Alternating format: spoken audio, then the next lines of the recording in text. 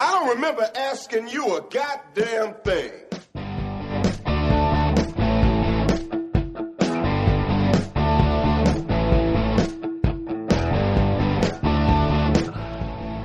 Why can't we remember a goddamn thing from last night? Because we obviously had a great fucking time.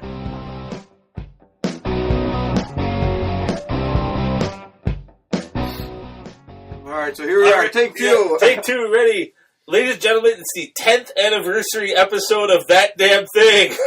We've Woo! been doing this for 10 years! 10 weeks. Oh, close enough. We celebrate anniversaries on a small level right now. It's the 10th anniversary edition of That Damn Thing. 10 weeks ago You know on what? this day.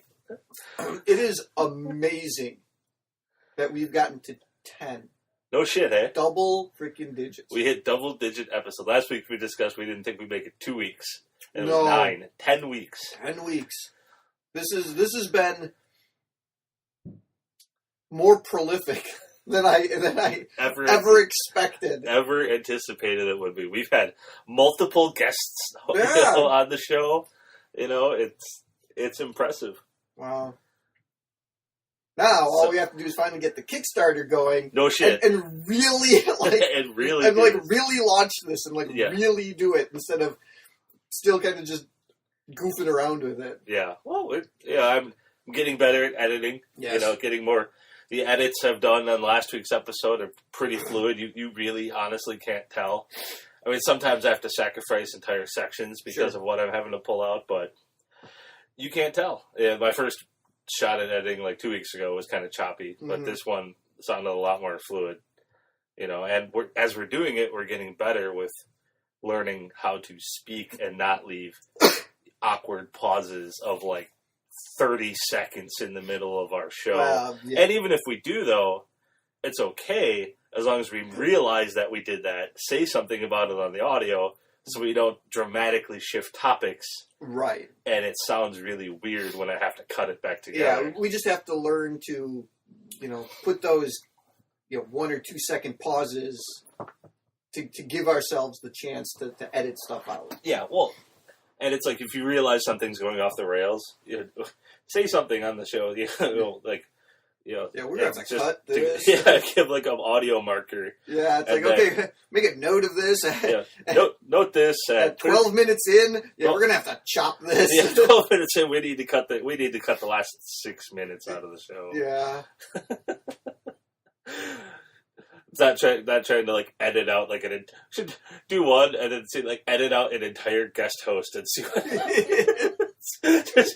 just record a show with 3 people and then edit the third person out and then just see how just completely obnoxious how ridiculous it sounds. It's like why does it seem like we're only getting half a conversation? Let's start a contest. Who are Chris and Jason talking to? When it's all laughter and going, I have no idea what's going on. That's a giveaway. Yeah, exactly. Exactly. It's like, I got nothing. I don't know where to go from here. Yeah. Well, I'm glad you showed up this week and didn't kill yourself after last week's episode because that was the recommendation. That was the recommendation I got from special guest James. I have yet to listen back to that episode, and I don't think I ever will. I don't know if my self-esteem can take it. 2 weeks of that. No, that one's just going to be forgotten about. Just going to let that one go. I'm going to purge that one from my memory. My favorite part is he has no recollection of it. No, he has no idea. and not even like specific things he says. It's like the specific, like the theme wasn't even there. He's like, what? I said that? I didn't say that. You said yes, that. You 2 hours of nothing but that. 2 hours of nothing but Chris, you suck. You should kill yourself. Your wife hates you. Your daughter hates you. Your life is awful. Why don't you just die? That is the Cliff Notes of episode 9. So if you want to learn why Chris sucks at everything, feel free to listen to last week's show. That was a good time. I enjoyed that one. Yeah, I'm sure.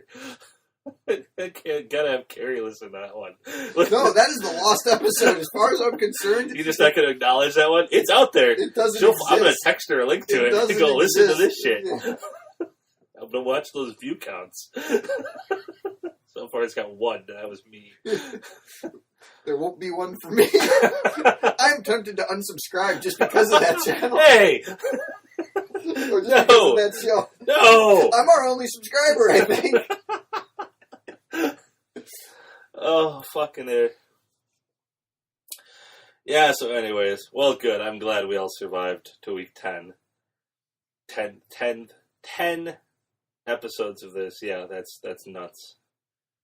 Now what's our next goal going to be? To 25? Well, I think It will be just it's like a shock. this is like episode 10 of like our beta series. Yeah. we haven't gone. No, when we launch full, we'll start over at episode 1. But these will be the initial. We'll have the lost tapes. Yes. We'll always keep these around. This is the minor league version. Yeah. Hopefully we'll get called up to the show. This is the indies. We're in developmental. We're in developmental right now, hoping to get a call up. Hopefully they don't repackage us. Yeah. Of course, maybe our head trainer's going to get fired. Oh, good lord. I saw somebody tweet out a picture, and I guess Jason Albert is at. They have the WWE experience at in Ohio. Ohio, whatever. So somebody tweeted out a picture. He's in the ring talking to the guys now, and he hasn't called anyone a fag yet. So we're going in the right direction. Yeah, it's like, holy crap. Yeah. To bring everyone up to speed. Yes. The WWE has a developmental training center down in Florida, in Orlando. NXT. And their head trainer, Bill DeMott, over the last week has been at the center of a scandal, so to speak, having to do with so to speak. No, it's been a scandal. It's been a scandal. I mean, it's been picked up by mainstream media outlets and everything, but just having to do with kind of mental and physical abuse of the trainees. Some sexual harassment with some of the women, and he ended up stepping down from his role as head trainer. So. Yeah. Whatever reality there was into the stories, which I'm sure there was, some of it was real, some of it was blown out of proportion, because it's all coming from disgruntled ex-employees. No. There was too much of it for the WWE to withstand. Yeah. And especially when mainstream media outlets are picking up on this now, and it's not just, message board and Twitter rumors. Exactly. So, yeah. Well, that's good. So, Bill DeMott out. Albert in. Albert, A-Train, Lord Tensai. Giant Bernard. All of them characters of one Matt Bloom. I wouldn't have expected him to get elevated to head trainer. No, not at all. But I think one of the good quotes about it is people were talking about, like, why the hell would Hugh Morris be a good trainer? It's like, why aren't other guys? And the best quote, it's like, it's the same thing with every sport. Why don't the greatest players make the best coaches? Because sometimes the best players aren't good at teaching. Correct. So a guy like Bill DeMott, a marginal lower mid card guy at best for his career, just apparently was a fantastic trainer. Because look at all the guys that have come up from NXT during his run as head trainer. He was doing something right for all the shit that is being talked about. I mean, he was doing something right. So we'll see where NXT goes without him. Who knows? I have no idea. He's been there for a long time. Yeah, I mean, he was part of. He was doing the Tough Enough thing. The Tough Enough thing when Al Snow was the head trainer. Yeah. Yep. I mean, he's been training up and coming WWE guys for like a decade. Yeah. And pretty much every single guy who's on the main roster now was trained WWE style by him. Yep. In some way, shape, or form. So, well, we'll see. I hope that everything works out. I mean, We'll see. Time will tell. It is what it is. A couple of years from now, we'll see if all the guys who are currently in NXT start flailing. I doubt it. I doubt it too. It probably won't be too big of a transition, and nobody will even notice. Oh, yeah. So, anyways. But the other big news out of the week, too, was Harrison Ford damn near dies in a plane crash. Yeah, what the fuck?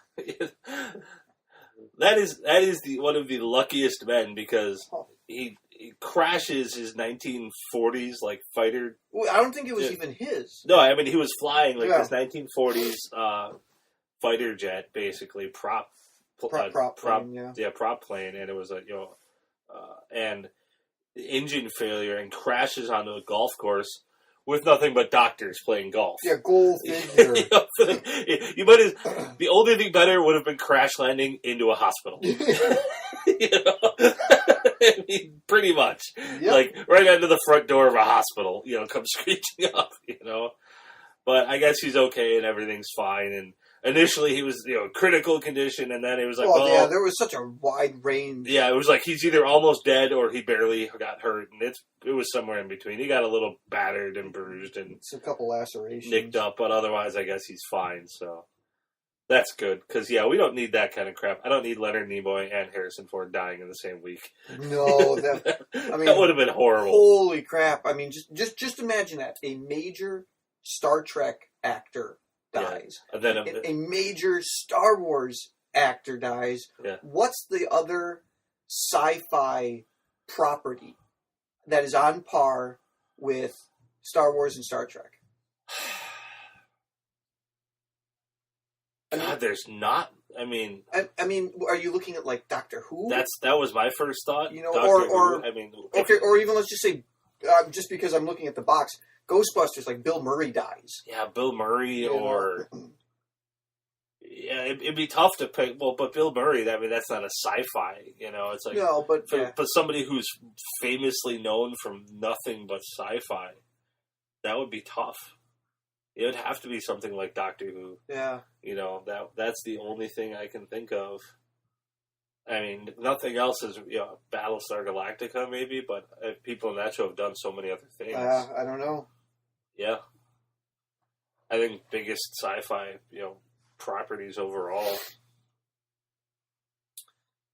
it would have to be like the, Doctor Who, and even that's not that big in the U.S. No, it still doesn't compete with Star Wars and Star Trek. No, not in this country. And even overall worldwide. Yeah, I mean, Doctor Who is biggest, obviously, in the UK. It's got a huge following in the US now, but... so anyways, looking up other news from the week. Well, to stay on Star Wars, we had the season finale of Star Wars Rebels. Yeah, I didn't watch it yet. With two major character introductions. One being a Mr. Darth Vader, has made his first appearance.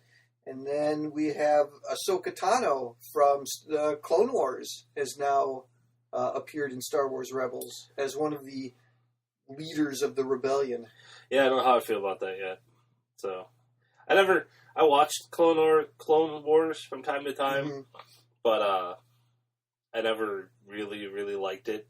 I always thought it was cool that they did like the Starship Troopers style intro to every episode. Yeah. I thought that was neat. It was neat because it's a kids show. Yeah. And every episode got the kids up to speed. Yeah. And you couldn't do the opening crawl because not all the kids could read it. Exactly. Especially like the younger ones. Exactly. But no, I liked it. It was completely taken from the Starship Troopers movie, but I mean it was perfect. It worked, and it was all right. I mean, I never got super attached to it like a lot of people did. No, I mean it progressed and got better over time. I mean, when the first, because it started off with a movie, like a theatrical release. Yeah, I have it. Well, it started off as just they did that first series, Clone Wars.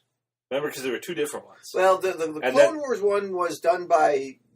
Gendy Tartakovsky? Yeah, something. The guy who did Samurai Jack. Yeah, it was different. It was different people. Yeah, it was different people. But then, they did the full blown movie and then relaunched a new series. Yeah, I mean, and that movie was just awful. Yeah, I got it for like my birthday or Christmas or something one year, and I think I watched it once. It was like, eh. I remember I went to the theater and I saw it with my brother-in-law and his son. Oh, really?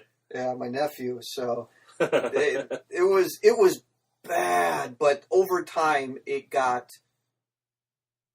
it matured. Yeah. Well, from what I've watched, I've seen bits and pieces of Rebels from time to time. Rebels seems pretty cool.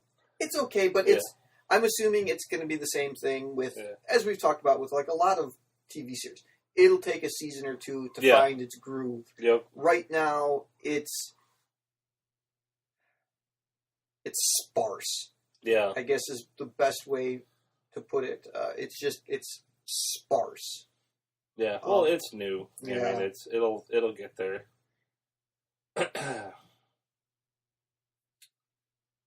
So yeah, we'll see. Anyways, other interesting crap from the week. We talked about there was a new Avengers trailer. Did you watch the I did watch Age of Ultron trailer 3? That movie every trailer just looks better and freaking better.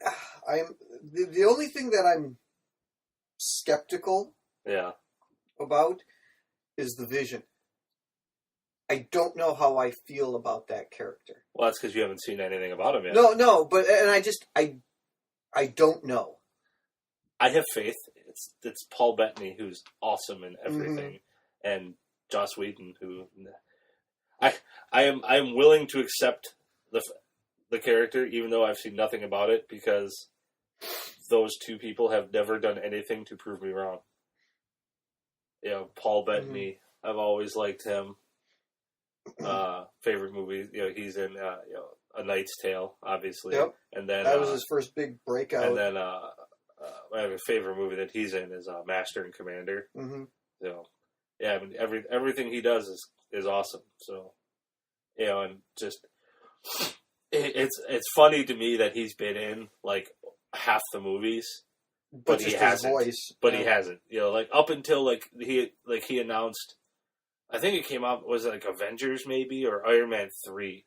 I think it was Iron Man 3, where he said he'd never actually seen any of the movies. Oh, really? And he got a bunch of shit about it. Like, people were kind of pissed at it. Like, they thought he was being snarky or whatever, and he had kind of defended himself and said, he's like, I didn't really take it too seriously, because it was just a voice role, and I record some lines, I got a paycheck, great. Mm-hmm. He's like, I was never on set with anybody. He's like, I never paid too close of attention to any of it. But the more, after he sat down, he kind of watched some of the movies after that, and he understood, kind of a deal it was. And then when they got closer to doing Age of Ultron, it was announced he was going to be playing the Vision. Then it was, he really started to go back and understand the character and Vision and whatnot.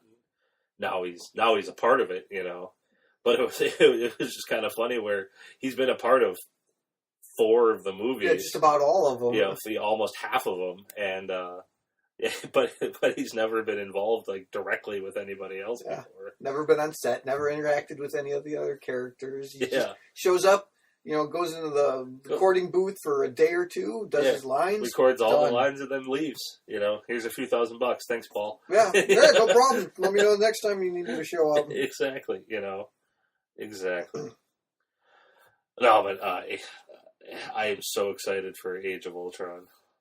Well, what seems to be interesting is in some of the rumors and speculation is you watch the trailer and at the very end you get that kind of good look at the Vision. Yeah. And he's got that stone in his forehead, which people are speculating is the Soul Stone. From the Infinity Stones. The Vision will hold the last Infinity Stone. Yeah, that's why he's different. That's why he's more human, because he has the Soul Stone. Okay, all right, that would make sense. Yeah. Now, again, speculation at this point. I don't even know where the hell. I mean, Tony Stark created him. I don't even know. Historically, I want to say Vision was created by Ultron. Okay. To destroy the Avengers. All right. And then somehow through the process or whatever, he turned on Ultron and sided with them. I don't even know. I've never even bothered to look. Like, I've always known of him, right? But I never really knew how he came from. Remember? All right, let's do a quick little search. Okay.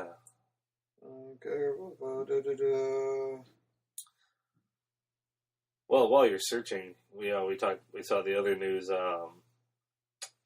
Hawkeye is going to be in Captain America 3 as well. Just like half the other Avengers. Yeah, it's half of the Avengers are going to be in Civil War, which, to be fair, kind of only makes sense.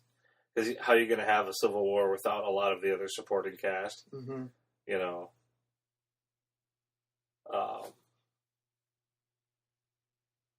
And the other part, I really want to be excited for, but logistically speaking, there's no way I can do it. The ultimate movie marathon that the theaters are doing for Age of Ultron. Like 29 hours. Yeah, it's all 11 MCU films, nonstop with like a 20-minute break in between. Oh my! Just I start hurt thinking April about that. 29th at 6:45 p.m. They're gonna start with Iron Man and run all the way through until like 7:30, the 30th at night. On Thursday night with the premiere of Age of Ultron. And they're giving everyone like a gold medal, like an Avengers logo gold medal at the end. I saw it yesterday, I think, or the day before. I finally found it. One in the theater showed ticket price like $65. That's not bad. No, it's like $5 a movie. Yeah, but you have all the movies. I know. I could do that here. I just wouldn't be able to see Age of Ultron. I could time it. We could do it all. So yeah, that would be the other part. It's like $65 to go to the theater to see them all again. You know, I haven't sat It's down. going to be sold out. No, maybe not. You don't know. I mean, that's a lot to ask. 2 days of nonstop. I mean, you're taking the 2 days off of work. You owe everyone a Coke. I know. Jesus. All right. While you're looking at your tweets. The robot Ultron is the creator of the Vision, a type of android he calls a synthezoid, for use against Ultron's own creator, Dr. Hank Pym. This is based on the comic book. Ultron sends his new servant, the Vision, to lead the Avengers into a trap. So yes, Vision is a creation of Ultron, though they may change that for the movies. Yeah. You know, that might be a secondary or backup plan that Tony Stark had. Yeah. Yeah, I don't know. I don't know what they're going to do. But again, like most of the Marvel movies, it's exciting. Yeah. No, I'm super, super excited about it. We'll have to see how it goes. I mean, like I said, I've got faith. I'm excited. No, I loved some of. What the fuck? I muted you, you piece of crap. Nah, I guess you didn't.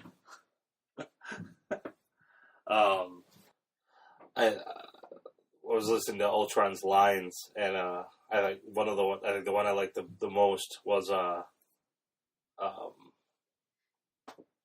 when he talked about, you know, the one thing that people look up into the sky they have is hope. And that's the first thing I'm going to take from them. Sure. It was like, that's just awesome. Mm-hmm. You know? Like that line. That line is cool. I think James Spader is going to be fantastic. And I kind of understand when they go back and talk about, we didn't just cast James Spader just for the hell of it. Mm-hmm. You know, we're going to get a lot more. There's going to be a lot more out of that than just voicing a CG character, you know? I don't know, but it's going to be cool. It's going to be exciting. I'm looking forward to it. Yeah, I think I'm going to have to, that might have to be a midnight premiere for me. So there's an interesting little thing that I found on Reddit. Okay. I don't know where they got this from, but cartoonist Chuck Jones rules for Wile E. Coyote and the Roadrunner. It was a fascinating little read. And if you go back and you think about it, for the most part, these rules apply. All right. You know, you can think of little instances where they, you know, changed it or bent the rules a little bit, but there are 9 rules for the Wile E. Coyote and the Roadrunner. Rule 1, the Roadrunner cannot harm the coyote except by going beep beep. So the Roadrunner never actually causes any harm to the coyote. It's all his own fault. He just goes, meep meep. Yeah. Rule 2. Not beep beep. No outside force can harm the coyote. Only his own ineptitude or the failure of the Acme products. That's good. Rule 3. The coyote could stop any time. If he were not a fanatic, repeat, a fanatic is one who redoubles his efforts when he has forgotten his aim. according to George Santayana. Rule 4, no dialogue ever except beep beep. There are instances where the coyote speaks. Really? Yes. I don't remember that. There were times when he spoke. Rule 5, the roadrunner must stay on the road, otherwise, logically, he would not be called a roadrunner. Okay. Yeah. I don't know, I can't confirm or deny that one, but... I'm currently really killing myself to think of a time that the coyote speaks.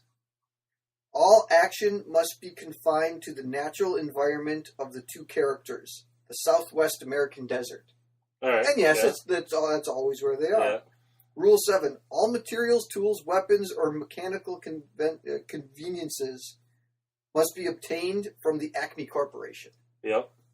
And that's just one of the tropes of Yeah. Wile E. Coyote cartoons. Well, yeah.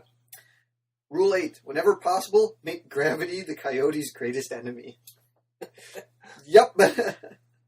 Number 9, the coyote is always more humiliated than harmed by his failures. He is injured, Yeah. he is hurt, but he is never killed. Yeah. You know, and it's never, you know, he's always able to walk away from it. Wow. Yeah, I just looked at her. In some cartoons, especially cartoons where he tries to catch Bugs Bunny instead of the Roadrunner, he can actually talk. He has a British accent, refers to himself as Wile E. Coyote, super genius. Oh, maybe that's what I'm...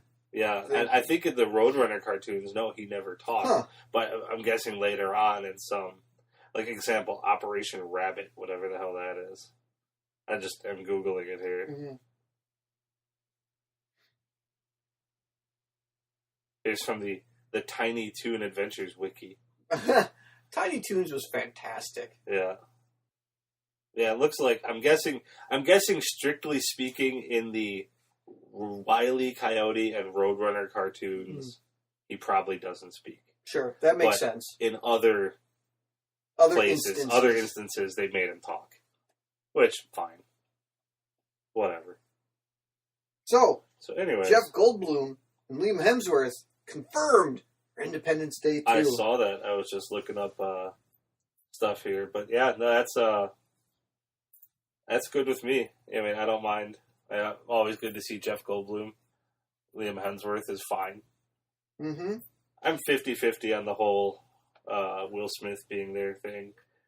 I'd like to have Will Smith in there just because he was in the first one. Just for continuity. But on the other side of the coin, it doesn't really matter if he's there or not. No. You know. But the problem is everybody's going to be looking for him to be there. Yeah. Independence Day 2 was Will Smith. That was one of his first couple huge... Oh, Independence Day? Yeah, Independence Day. I mean, that was his first... Yeah, that was like his first big breakout, leading role. Yeah, it was. Right, he did a couple, right in a row there. It was like Men in Black and Independence Day and then Wild Wild West. And, but it doesn't... They were his star vehicle films, you know. And that leads me... I saw somebody wrote on... Reddit before, adjusted for inflation, Wild Wild West made more money than Men in Black 3. Those are one of those. I both like and dislike the whole adjusted for inflation crap. Right. Because you can skew numbers any which way you want. Well, that's just numbers. Numbers can be interpreted. And I think they're blowing it by not releasing it on July 4th. They're releasing it on June 24th, 2016. Not on July 4th? Not on Independence Day? Why not? Didn't the first one get released on July 4th? I don't remember. I think so. It'd been stupid not to. It's called freaking Independence Day.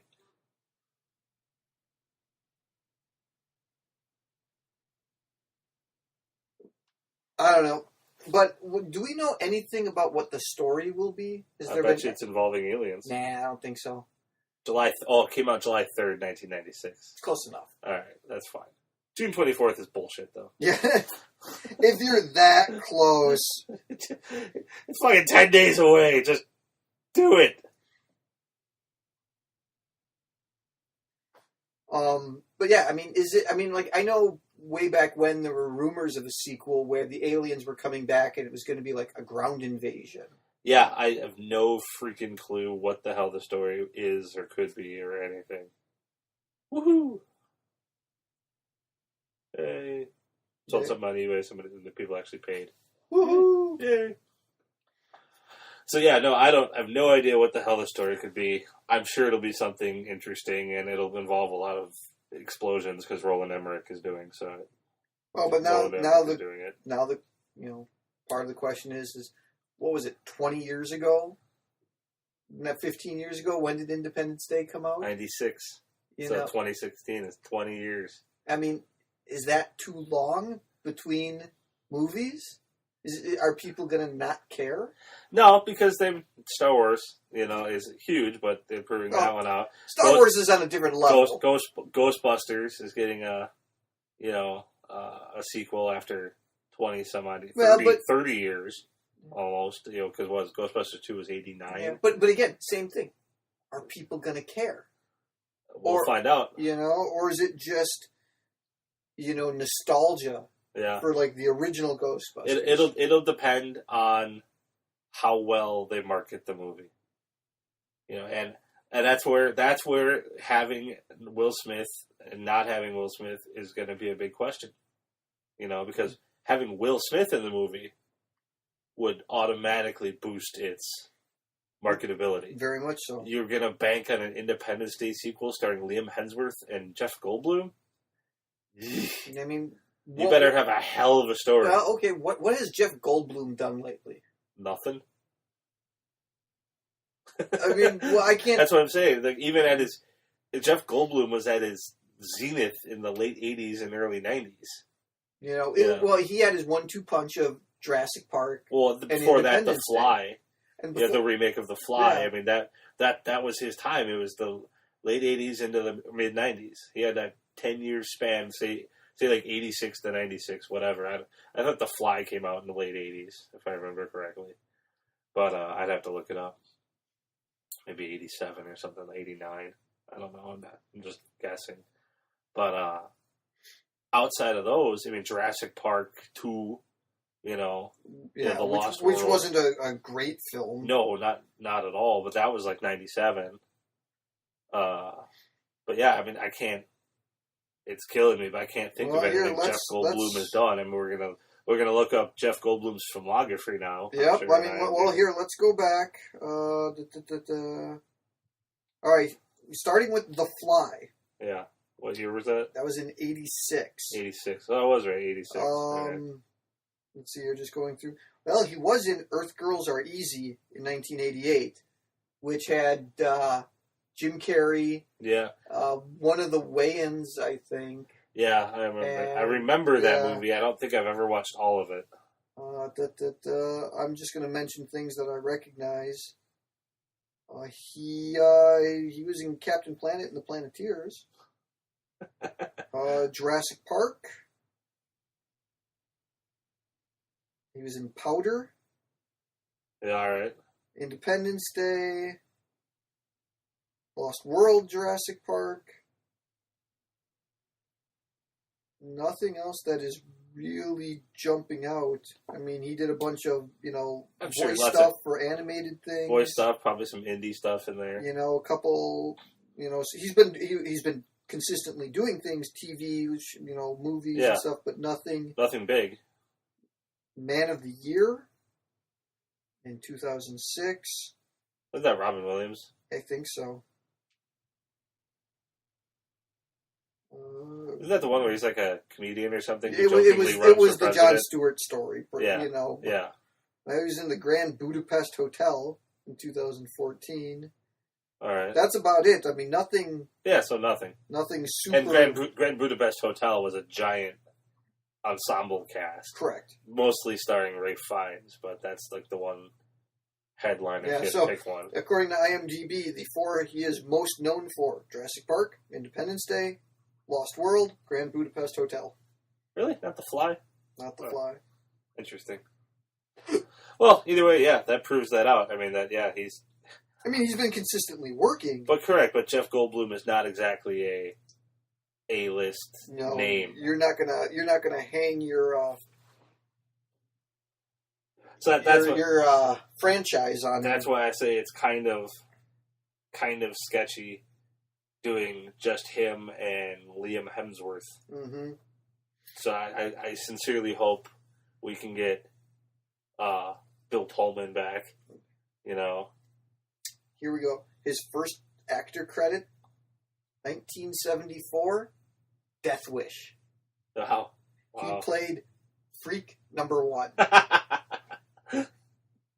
That's good stuff. Oh, he was in Invasion of the Body Snatchers in 1978. Ooh. Oh, he was in The Right Stuff. He was a recruiter. I don't think I ever saw that. Oh, wait a minute. I skipped over a good one. The Adventures of Buckaroo Banzai Across the Eighth Dimension. Wow. And he was in Silverado as well. Wow. Yeah, alright, well, good times. Other interesting crap I saw this week, that broke, I think it was just this past week, but the whole new Alien film. Oh, with Neil Blomkamp. Yep. Doing a sequel to Aliens that somehow will not ignore Alien 3 and Alien Resurrection. So they're going to do a movie called Aliens with Sigourney Weaver and Michael Biehn. Yes. Officially agreed as Hicks. But how do they not ignore Alien 3 where A, Hicks is dead, and B, they're now 30 years older? I am thoroughly excited to see what they could do, and Neil Blomkamp has been awesome at everything that he's done, but I cannot think of outside of the whole they were clones or it was a dream or some lame. No, it's going to be clones. That's my pick on it, because what is it? I'm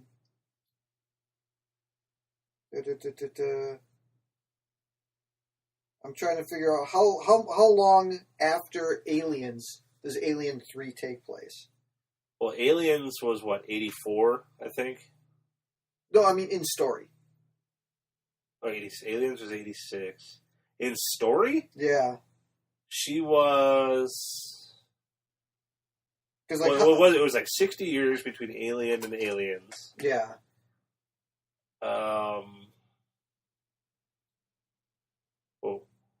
Alien 3 was 92, so 6 years after. Right, but... I know, yeah. I'm looking for the... Sulaco. Because they're all in cryostasis.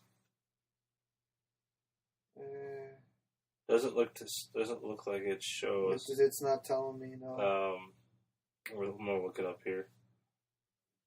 But anyways, I think the plan is they're in Alien 3.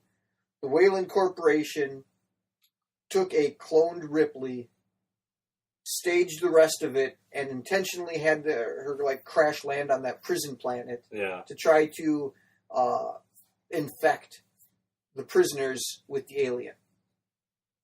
So, but a whole adventure happened with the original Ripley and Hicks beforehand. Okay, here we go. Alien and Aliens took place 57 years apart. Okay. Alien 3 and Alien Resurrection was 200 years. I think last week, before we talked about it, I thought it was 400. It's 200 years between Alien 3 and Alien Resurrection. According to the novelization, because they never spell it out in the movie. In Alien 3, okay. They happen in the same year. Aliens and Alien 3.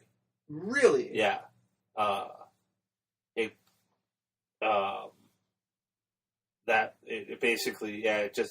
2179 is the year.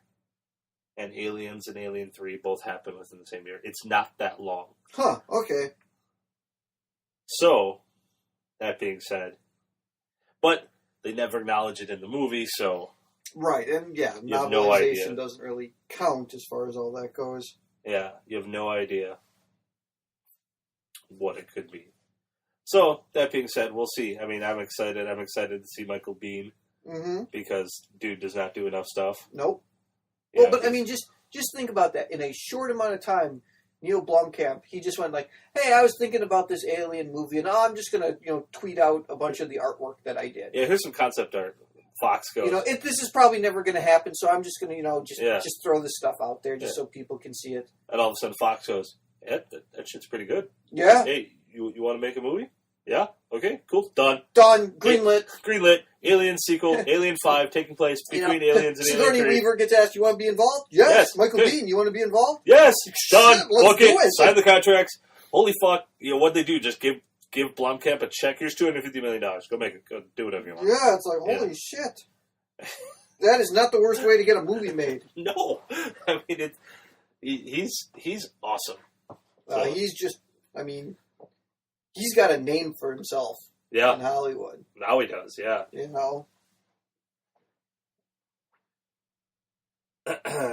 Even though, what was it, the other week or something, he admitted that he's like, "Yeah, I kind of screwed up Elysium." Yeah, we talked about that one last week. He basically said, "Yeah, I fucked that up." And the world was right, the look was right, the feel was right. And the story was right. It's just, I think the way he did the story wasn't right. Mm-hmm. The script wasn't right for the movie. The tale he told within that world wasn't right. So, I don't know. We'll see. Oh, God, excuse me. I have, once again, he's a guy that I have faith in after District 9 and Elysium. Mm-hmm. I have no reason to doubt Neil Blomkamp after seeing what he can do with, a little bit of money with, District 9. Got a ton of money and produced Elysium, which did well. The fault in Elysium had nothing to do with the money he got to make it. No. The script wasn't as tight as he wanted. Mm-hmm. So, fine. Well, and Chappie. And Chappie came out on the 6th. Yeah, that one looks really good. Which right now is projecting for like a $13 million opening weekend. And for that movie, that's probably pretty good. Yeah. It's a $49 million budget. It's got a 7.4 out of 10 on IMDb, so that's good stuff. You give that another couple weeks, plus international. Yeah. It'll easily make back its money. Oh yeah, it'll probably make $175 million. Most of the user reviews I'm reading here on IMDb are pretty good, so that'll be one. I'm not going to pay money to see that in the theater. That one doesn't seem like it's a necessity to go see in the theater. Nah. But I'll go see that. I'll get that one when it comes out on Blu-ray for it's sure. It's leading the weekend. Is it? So. Well, not much else going on in the theater then this weekend. If $13 million is going to lead the day. $10 million was Focus? That's that new one with Will Smith and Margot Robbie. Oh, yeah. I thought it looked like an okay movie. Yeah. Nothing, to run out and must see or anything like that, but didn't look bad. Here's an interesting thing I'm just seeing on the front page of Box Office Mojo. The top movies of 2014. What do you think the top grossing movie was? From 2014? 2014. Didn't it end up being Hunger Games? American Sniper. Oh, that's right, because it came out like in Christmas. Yeah. And I don't know if it's still because it's still in theaters. Yeah. Are they still counting it? Yeah, it's because it was released officially in 2014. What didn't come out like December 23rd or something like that? Opened on Christmas, December 25th. Yeah. Okay. Yeah, that's horseshit. I hate that. Its entire run has been in 2015, But before that it was, Mockingjay. Well, then it was Mockingjay, Guardians of the Galaxy, Captain America, and fucking Lego Movie. Oh, yeah. Which came out in February of last year. Not bad. It came out in February and still made 4th grossing movie of the year. It was, $257 million. It's funny how sometimes you get a movie like, what did Mockingjay end up doing? 336. 336. That was your number 2 movie. By $1 million, because American Sniper's at 337. Yeah, but it's like, okay, so you've got American Sniper, Mockingjay, and Guardians of the Galaxy combined for right about $1 billion. Yes. And then Avatar did $2.5 billion by itself. And it's like, you compare that, it's like, holy shit. Yep. You know, people undersell that movie so hard all the time, and Avatar sucked. And that movie did $2.5 billion. It is insane how much money that movie did. Yeah. When you compare it to, like, American Sniper did $337 million, and that's enormous. Oh, very much so. Enormous. And it's a tenth of what Avatar did. You know? It's mind-blowing. Of course, Avatar, for anybody who's living under a rock, being the highest grossing movie ever. But yeah, it's crazy that it's nice at the same time that Hollywood doesn't have a skewed vision of what movies should do, because you get some movies that are just $billion properties. Well, and there are ones that just, for whatever reason, strike a nerve. Yeah. At a very specific time. Yep. All this, the sun and the moon align, and everything is perfect. Yep. And then there are other movies that studios put a ton of money behind. Yep. They feel they're going to be tentpole movies for new franchises, and they bomb. Yeah. Well, like here's John Carter being just like one of the most. Well, here we just talked about recent examples. Guardians of the Galaxy was the number 3 film of 2014. Yep. $336 million. Or 300. I don't even know. You didn't say. Mockingjay was 336. 333. $333 million. For third biggest film of 2014. The Avengers did opening weekend in just the U.S. $207 million. Worldwide box office gross of $1.5 billion. Yep. Wow. Now the question with that though is, Avengers 2 is coming out in several weeks. Yep. Will it be on par? Absolutely. 3 years later, almost, because May 4th, 2012. This one's coming out May 1st, 2015. 3 years pretty much to the day. I think Age of Ultron could blow it away. Marvel has just been amping it up. They have not taken a step backwards. No. So let's see. What did Winter Soldier do? Winter Soldier did $259 million. So Guardians beat Winter Soldier. That one's amazing. Guardians, the movie that no one thought would do anything. So Winter Soldier did $259. Thor: The Dark World, which preceded that, did $644 worldwide. Really? Yeah. Really? Are you sure you're not looking at just U.S.? Hang on a second. Oh, it is just U.S. Okay. Yeah, the one I'm looking at is just domestic. Okay, well then, U.S. alone, Thor did, I gotta do some quick math here, $206 million. Well, here, let's look at this. Guardians of the Galaxy worldwide, 774. Yeah, there you go. Winter Soldier worldwide, 714. Right. Thor did 644. Thor: The Dark World. Well, here, and just for comparison, Mockingjay, 751 worldwide. Yeah. And American Sniper, 500. 500 million. 500 it's million still going. worldwide. But yeah, come on, American Sniper is not going to be no, that's not going to be a worldwide hit. I mean, it's 337 domestic, 163 foreign. Yeah. Well, here, you want to compare those? Iron Man 3. Now, a lot of people, Iron Man 3 is kind of polarizing.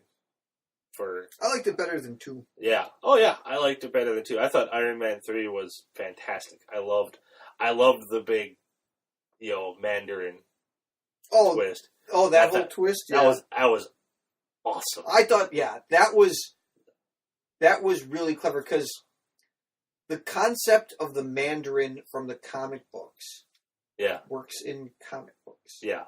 To bring that to the quote-unquote real world, it doesn't work. Though, while I haven't seen it...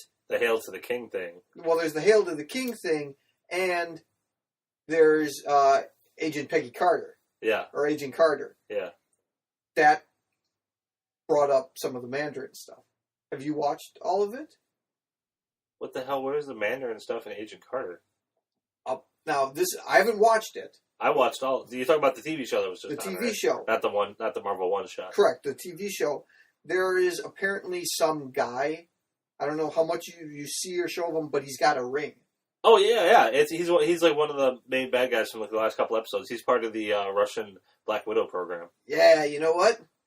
One of the Mandarin's rings does exactly what that thing does, like controls people's minds. Oh really? Yes. Okay. Yeah. I didn't know that. So that is a tie-in to the Mandarin. Oh, I didn't know that. Well, and spoiler alert: are you ever going to watch Agent Carter? Go for it. Okay. The end of Agent Carter, the show. The impetus of the show was Howard Stark gets in trouble. Yes. Somebody broke into one of his vaults and stole a lot of his one-off inventions that he was storing there. And the inventions he was storing there were dangerous. Because he's an inventor. He just builds shit. Sometimes his shit doesn't work out. Mm-hmm. But instead of trying to get rid of it, he just locks it away. Sure. He's trying to invent one of the things that ends up pretty fucking horrifying. But he's trying to invent like a vest that is self-powered and heating. So you can use it in the military, so our U.S. military can go into cold weather and never have to be encumbered by cold weather gear. Sure. They'd stay warm, okay? The problem was it was very unstable, and it would explode. That sucks. Yeah, well, that actually happened to, like, the head of, like, the SSR in, like, the second to last episode. Really? That doctor, the Russian doctor guy, talks him into putting it on and then letting the Russian doctor guy go. So all of a sudden when he comes to, he's wearing the thing and it's already engaged. And within, like, 30 seconds, he realizes what's going to happen. They can't get it off of him. And so he basically shoots out a window in the building, goes running out and jumps out in the middle out of the building and explodes like in midair. Really? Kind of awful. But so anyway, so this Russian guy, they end up capturing him at the end. Okay. And through this part of it, they introduced one of these Russian girl, like secret, like spy, like super soldier almost kind of, girls. They found like the facility where they're trained over in Russia, mm-hmm. and one of them they encounter. She's actually living next door to Peggy in the building. Oh, she's really? Basically, she's tailing her. Mm-hmm. She's spying on her, and she ends up getting away. But they get this Russian scientist guy, and they know what he could do. So they put him in prison, but they literally muzzle him, so he can't talk. Because as soon as when he's using the ring and he's talking, he's hypnotizing you into doing whatever he wants you to do. So they literally muzzle him. Huh. And so the very last quote-unquote post-credit scene of the last episode of Agent Carter, he goes into prison and he sits down in his cell and all of a sudden you hear his cellmates start talking. It's fucking Artem Zola. Oh, really? He gets put into a cell with Artem Zola back in 1946 or whatever. And he basically talks to him about how Hydra is not dead, and that he's going to use his abilities to work, to get Hydra. So it was very cool to see them work Artem Zola back in, and so that's at the beginnings of Hydra taking over S.H.I.E.L.D. That guy's part of it. Really? So that was cool because Zola you knew was there from Winter Soldier, but you don't really get to see what happens to him in between the first Captain America, and then he's living in a fucking computer in Winter Soldier. In between, he was, through the Black Widow's throwaway line of, we hired lots of Nazi scientists, who thought we could help. And at that point, he's in prison still. They haven't done anything with him yet. They're just hanging on to him. So, but yeah, I thought that part was cool. That was a cool tie-in from the whole MCU. And then that guy. But no, I had no idea that was one of the Mandarins. I'm trying to find like any kind of reference to it, but everything I'm finding is in video format. Oh, fuck that. No, I loved what they did with the Mandarin, making him, just a front, a totally made up thing. That was awesome. It was cool. Both Ben Kingsley in that movie was fucking awesome. Oh, yes. But it was only made better by the Hail to the King one shot. when he's in prison and all the prisoners are trying to get him to do the voice, and he turns around, he puts the sunglasses on, and he turns around, and he does the Mandarin voice, and then everyone just applauds. I just love that all these just like hardened criminals. They're like, do the thing. Are they just fanboys of this guy? They're like, come on, do the voice. Come on, do the voice. You know. But then remember the teaser at the very end when he's being interviewed by a documentary guy. Yeah. He says, the real Mandarin, the one who stole his name. Yeah. Is wants to see you. He wants to see you. Holy crap! Yeah. They could and very well do something with that. It's one of those things where if they never do anything, no one will really notice because it was in a Marvel one-shot. Yeah. Very few people pay attention to them, even though they exist. Right. But if they do something, it'll be one of those, oh my God, that's right, they talked about that like 5 years ago in that little 10-minute thing on a Blu-ray. Yep. The one-shots are canon. Yeah. It's fascinating how they're bringing all this stuff in. It's all connecting. Yeah. Agents of S.H.I.E.L.D. came back this week, and they're definitely going for the going full out into the whole Inhumans thing. Oh, yeah? On Agents of S.H.I.E.L.D. And once again, spoiler alert, but, because in the mid-season finale, you had Skye and the bad chick, Raina, went through the Terrigen Mists and transformed. Yeah. And Raina came out with looking all big funky bug eyes, and she's got like these like thorns all over her body. You get to see her full on in this next episode. She's like some sort of like animal. She's like attacking people and like slashing their throats, and you get to meet kind of the rest of the Inhumans and a few more of them, and you see Skye's mom. You get to see her again and realize that she was one, and part of her ability, her Inhuman power, was not aging.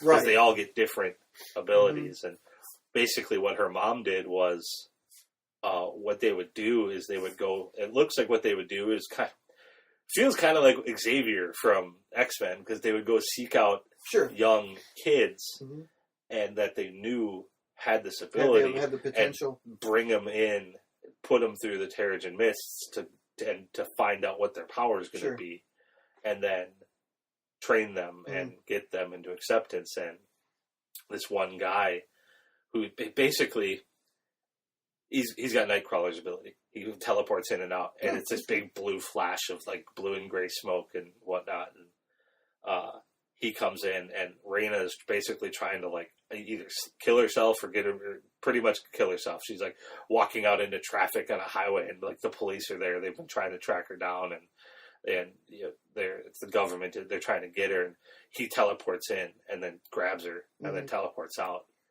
So it's like it was pretty cool. But Skye is becoming, I guess, Quake is her name in the comics. And I was reading a good article about it and realizing that, because the mystery of her character has been the underlying thing for the whole series. Sure. It's kind of like realizing right now, Agents of S.H.I.E.L.D. the entire thing is a superhero origin story.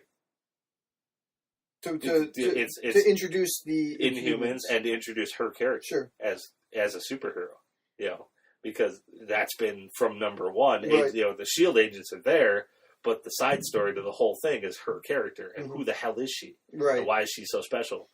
Because there's something about her, but they've been hinting at and never getting to for a long time. And now they know.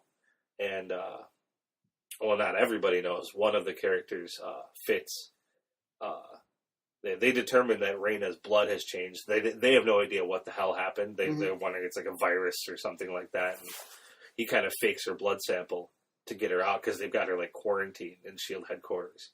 And they let her out. So far only one person knows, and that's Fitz, but they're keeping it on the DL. Right. So we'll see how that plays out, because so far her power is kind of uncontrollable.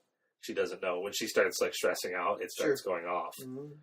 So we'll see, but it's a whole new world for Agents of S.H.I.E.L.D. Interesting. So we'll see how it goes, but it's going to be a long time payoff, considering the Inhumans movie isn't slated until 2019. Got slid back 6 months from 2018 for Spider-Man. Well, yes, Spider-Man is a little more important than Inhumans. Just a little. on the whole grand scheme of things. But it means you can have 4 years of Inhumans on TV before you have them in theaters. That's fine. No, yeah, it's going to work out. Maybe Marvel can elevate their game to... Well, or even, okay, maybe, again, once Civil War happens, maybe Agents of S.H.I.E.L.D. shifts away from Inhumans. Maybe. You well, know? Agents of S.H.I.E.L.D. has been subject to the films and what happens. And maybe it's 2-3 seasons of Inhumans, and then maybe Skye goes away and will appear next, like, in the movies. She gets called up to the big leagues. It's possible. Any of them could. Yeah. I mean, they've talked about that with Adrian Palicki's character, Bobby Morris, Mockingbird. You know, that she's a superhero, but she's introduced on Agents of S.H.I.E.L.D. And I believe it was she signed on for the show based on that. Right. Based on the idea that at some point her character could get called up. Well, I mean, all of a sudden, I mean, when Marvel finally gets around to doing the Infinity Gauntlet, or the Infinity War, whatever they're calling it, you know, parts 1 and 2, it's going to be all hands on deck. They're going to need a lot of people, even if those people only show up for a couple minutes or a single scene or you know a reference. I mean, Coulson will be back. Fury will be back. All the Agents of S.H.I.E.L.D. people. Well, will be there. Fury's already back in Age of Ultron. Yeah. So I can't wait for when Coulson comes back to the movies. At this point, that's going to be cool. Well, I think this week on Agents of S.H.I.E.L.D., Lady Sif is back. Yes. On Agents of S.H.I.E.L.D. So they're keeping that rolling. Good. You know. It's just, there's so much cool crap going on with that DC just is confusing. Because did you see the news this week? I think 2 days ago. Supergirl's outfit. Oh yeah. Sean, did you see that picture? Yeah. Is exactly right. It. Yeah. I mean, even Carrie showed me a picture of it, and she went, Yeah. You know. Well, it looks like Henry Cavill's costume from which makes sense. I understand, but it looks very blah for TV. You know, and part of it is the skirt. Yeah. And the cape, and it's DC's continued darkening of everything because the colors are all dark. Mm-hmm. Everything's dim. It's like dark blue and dark red and blue, and just the girl herself doesn't look like Supergirl. You know what it is?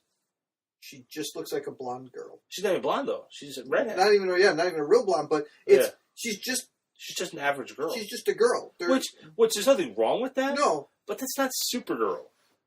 Kara Zor-El, that's her name, I think. I mean, she's a blonde bombshell. She's a comic character. Mm. You know, why does DC feel as though they need to completely alter shit? And you know what? And maybe it's the character's personality, which will be bigger. Yeah, maybe. I mean, we're basing the whole thing off of one picture, but I don't know. I don't agree with. Yeah, they changed Lois Lane. You know, Amy Adams. They left her with red hair in Man of Steel. You know, Lawrence Fishburne is Perry White. I'm like, whatever. It's whatever. I don't like wholesale changes for the sake of wholesale changes. Well, but then again, I mean, you can't just stick with something just because that's the way it's always been. No, and I'm not for that. But like we always talk about, Marvel proves it's okay to do what your comics have. Your bright colors, your traditional characters, and you tweak them or maybe just a little. You know, Captain America doesn't actually have fucking little wings off his his hat, but he's got them painted on his helmet. Yeah, he's got a reference to him. He's got a reference to him. They're there. You know, Amy Adams, Lois Lane has had black hair forever. Why? That's not something to arbitrarily change about Lois Lane's character. I don't know. But that's not a vital element. No, it's not a vital Lois Lane is. So why change it? Yeah. You know, it's just one of those things. I'd be like, well, fine. You know what? Henry Cavill's gonna have blonde hair in the next movie. Everyone will shit a brick. You know, He's gonna have blonde hair and green eyes. Sure, why What? not? Superman has fucking black hair and blue eyes. That's just Superman. You know? Yeah, it's like, all right, now he's not an alien anymore. He's got superpowers. God damn it. Well, arbitrarily changing characters completely is obnoxious, and DC's doing it all the time. Well, in some more DC news, in the TV universe, Yes. with the Arrow and Flash, Yes. there's now rumors of, because within both series, they're introducing other superhero characters. You got Adam, Black Canary, Firestorm. There are rumors of a spin-off show. I saw something about featuring those characters. Those spin-off characters, a quasi-Justice League sort of thing, without being Justice League or having any of the main. Are they going to be like the pre-Justice League, like the Justice Society, or something? Some kind of proto team. Yeah, you know, some B Squad. Sort of, you know, with the Flash and Arrow still being like the main most powerful characters, if you can consider the Arrow powerful. You know, but then it's just there's another show, and then they can all interact and cross over, and if they come to agreement with having Supergirl, and then they're, I think, TNT,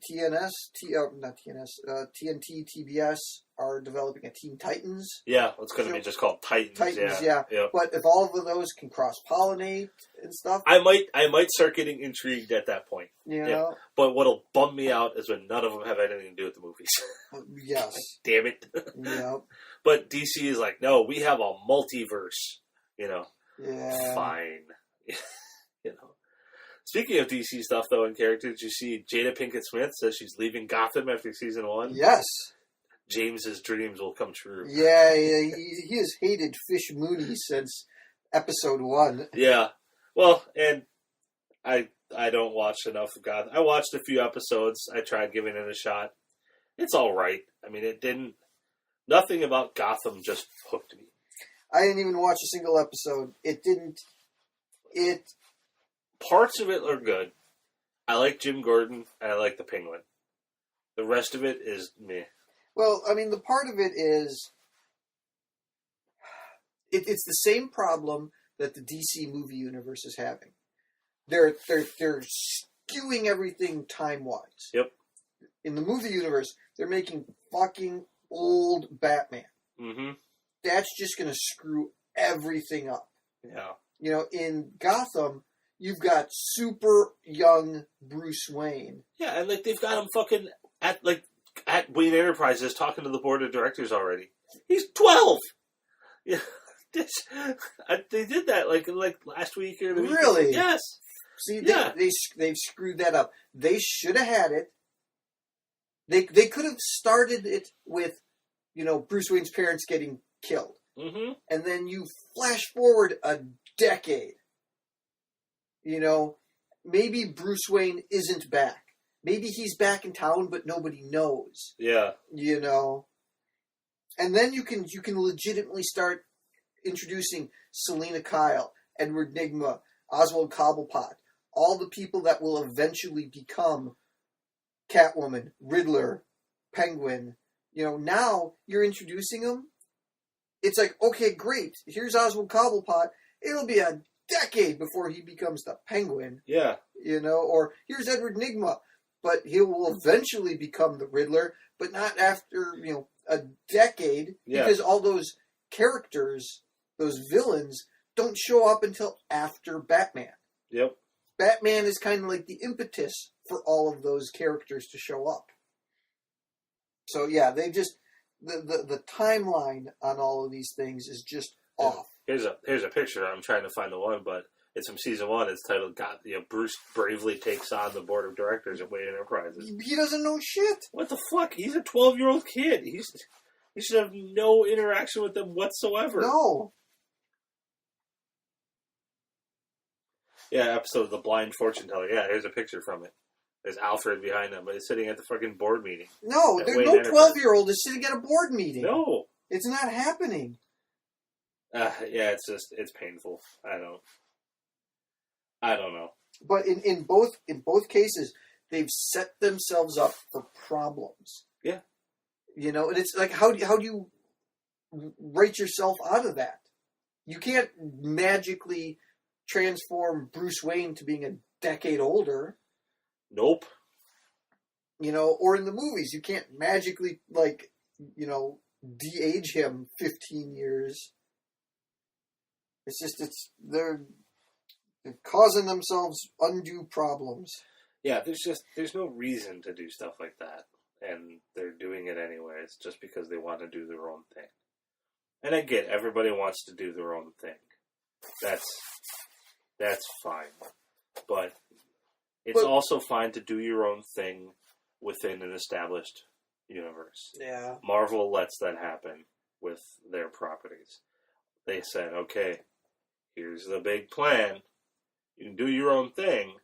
Just make sure it falls kind of within. You got to hit these notes. Yeah. And that's okay. There's nothing wrong with that.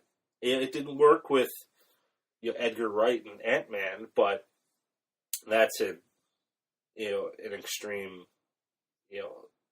thing, because Ant-Man was in development before Iron Man. Yeah.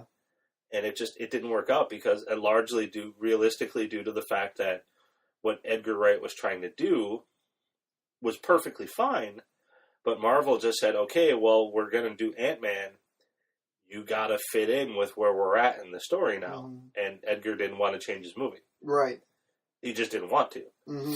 Well, fine. So they agreed to disagree and parted ways. Kept the movie largely intact and just adjusted a few things here and there. And said, okay, here we go. Now we're going to have Ant-Man, and it's being done by, was it Adam Payton or whatever? I have no idea. I can't remember his name. But, yeah, so it's just, there's nothing wrong with it. Just DC is just, they're changing things for the sake of changing things, and that's what bothers me. Mm-hmm. They do stuff just for the sake of doing it. Like, we want to do something different. Let's do something completely different. But why? Just stick with what works. Stick with what people know. There's no reason. It works for a reason. There's no reason to change stuff. There's no reason to arbitrarily change characters and arbitrarily change characters' entire backstories and arbitrarily age people and do stuff. There's no reason. I mean, fans love the interconnected Marvel universe. Mm-hmm. DC goes, no, we have to be different. We have to make everything separate. Why? You're being different for the sake of being different, and it's causing you problems. Because you know what fans love? Flash and Arrow. Why do they love it? Because they're connected. Yes. And Atom, and Supergirl is going to do well. Why? Because it's going to be connected. It's not Supergirl on its own would probably flail about and die.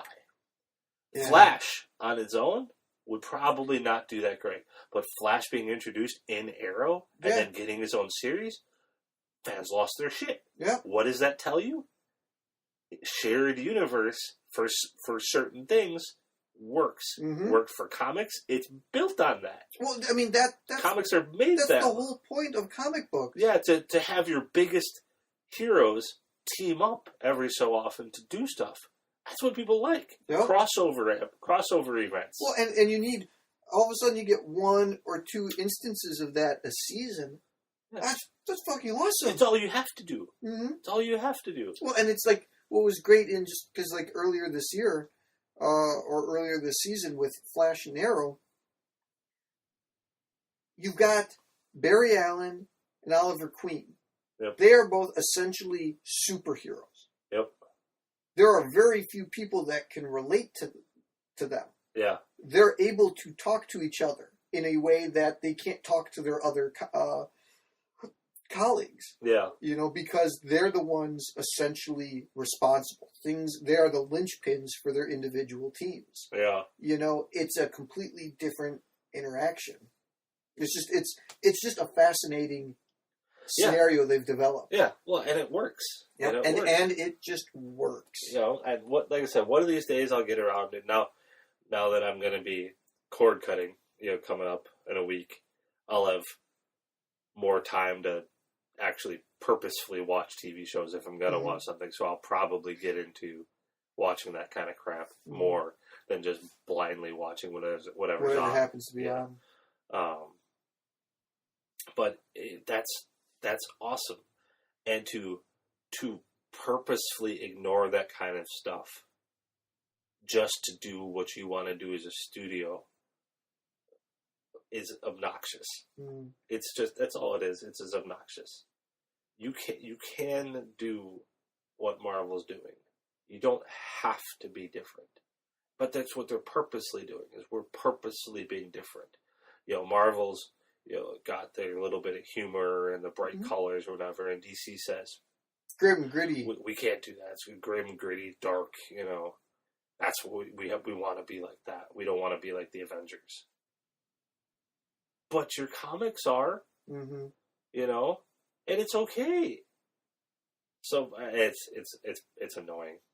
It's annoying. Well, and again, we hope the best. No, I hope they turn out. And I don't have a problem with grim and gritty and dark. One of my favorite actual comic books, The Dark Knight Returns. That's awful. But it works for that. Yep. But the problem is so far your one film you did was Man of Steel, and it didn't work. Yep. Man of Steel was forgettable. Well, and they're doubling down. Yeah. On what they did for Man of Steel. Yeah. So Man of Steel didn't work. So when we go back to the Coyote rules, yeah. that's the doubling down on what didn't work is insanity. Yeah, the definition of insanity is doing something again and again, expecting a different result. Yeah. So you're going to do it again, and you're going to do it more. And when you release stuff, when they released Aquaman, the picture, yeah, he looks badass. Great. It's not Aquaman. I mean, it'll probably be, it could be cool. I mean, visually, these movies will be fucking amazing, because Zack Snyder has officially proved he can visually make amazing things. Mm-hmm. But can he make, I like Watchmen. I like 300. Watchmen is a fantastic movie. Yeah, it didn't do well because it doesn't translate well, because he followed the comic really closely. Yeah. But Watchmen is not a comic for everybody. No, and the problem being is, having read the graphic novel, yeah, you knew what was going on and what was intending. Well, if you hadn't read the graphic novel, I can see it being a kind of a little... Yeah, well, and it's a very highbrow, thinking man's comic, story, where Batman and Superman are not. They punch things. Yeah, exactly. But there's... Batman, a lot of times, Batman has a little bit of, sarcastic humor and stuff. Mm-hmm. It's not going to be there in these. And, the Dark Knight trilogy was great. But they didn't replicate that feel of greatness in Man of Steel, because it wasn't Christopher Nolan. Mm-hmm. Christopher Nolan was doing those. Christopher Nolan knows how to do that epic scale film. And Christian Bale was great as Batman, Yep. But they were grounded in reality, and that's why it worked. Everything was realistic. Not grim and gritty. No, but real. Just realistic. It wasn't grittiness and grim for the sake of it. Well, even just my favorite thing is, where's Batman get all his wonderful toys?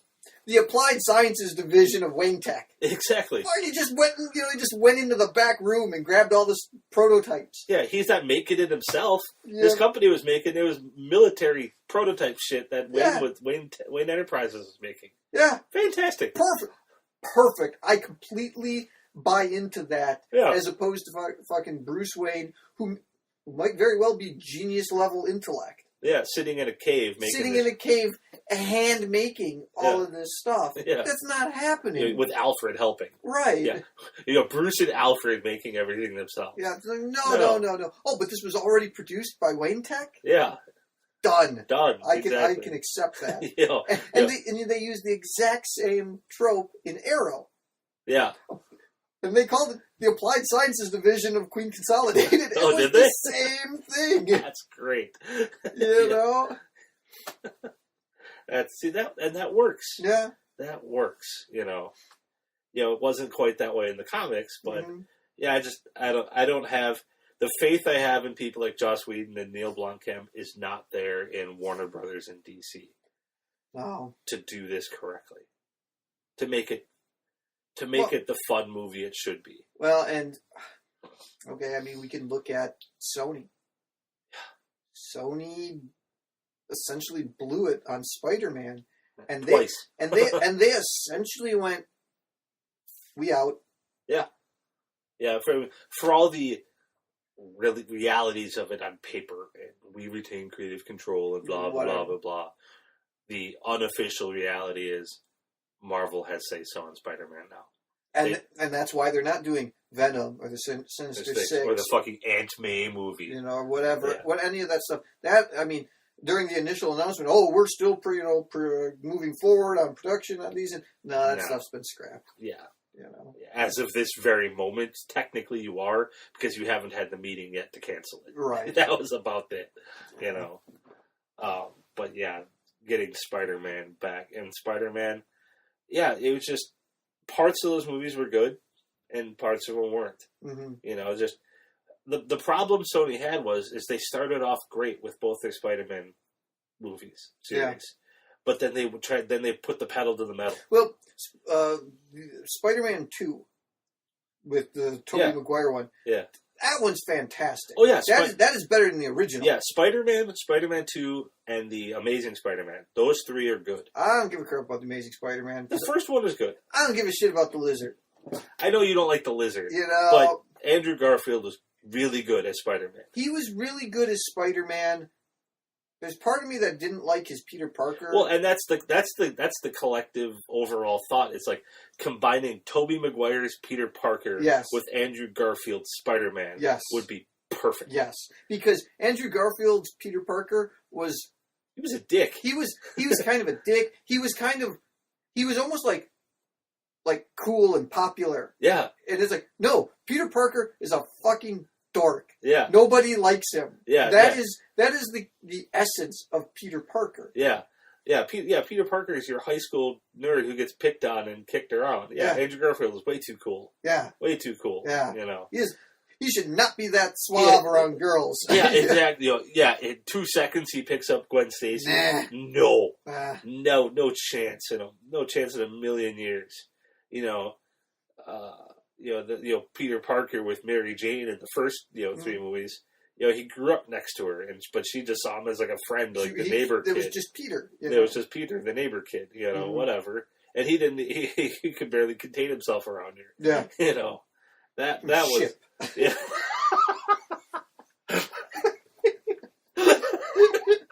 That, ladies and gentlemen, is a callback. He's just shipping everywhere. Never receiving, only shipping. Oh.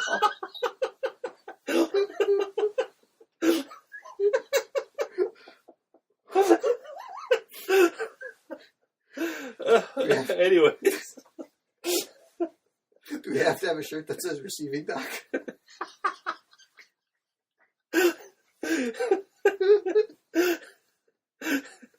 Shipping only. Yeah. Or shipping and receiving. Shipping and receiving. Yes. Oh, God. I don't know what visual elements we would use to call that out.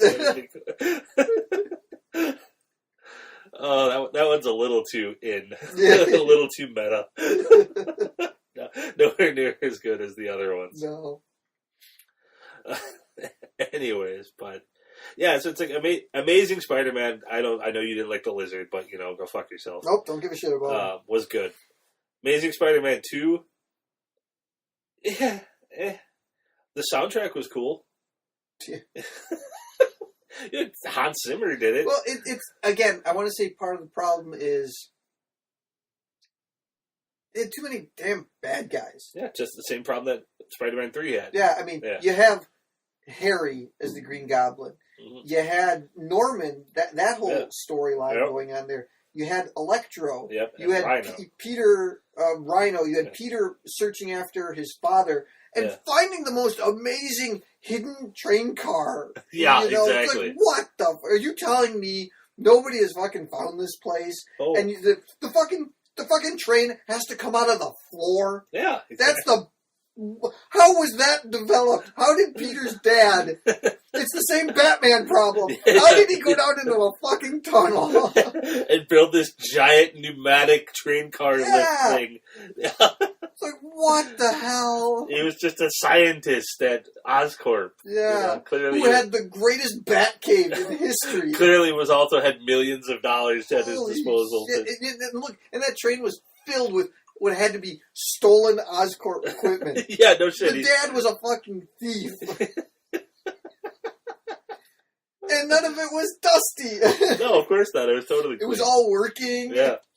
Even though at the time now, Peter's phone is more powerful than the computer's. Yeah, at least they had CRT monitors in there to keep up. Yes. I was like, if I saw an LCD at that point, I was gonna punch something. Nope, out. But no, yeah, Spider-Man. It's just been all over the place, and I really hope whatever Marvel does with it, and like I said, I got faith. Whatever Marvel does with it will be good.